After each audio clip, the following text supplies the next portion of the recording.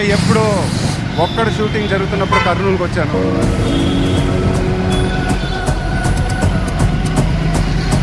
చాలా రోజుల క్రితం. సెంటర్ పేరు ఏంటండి? కొండారెడ్డి బురుజు. పేరు చాలా పవర్ఫుల్గా ఉందండి. వాస్తు కూడా నీకు బాగా కలిసి వస్తున్న పని.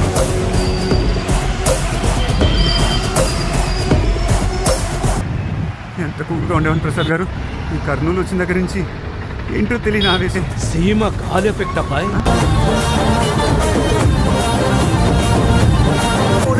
సోమవారం మల్లె పూల మురాతిస్తా మంగళవారం బంతి పూల మురాతిస్తా బుధవారం. కర్నూలులో ఫంక్షన్ చేద్దాం ఉన్నారు. అంటే ఇంతమంది వస్తారని నిజంగా అనుకోలేదు.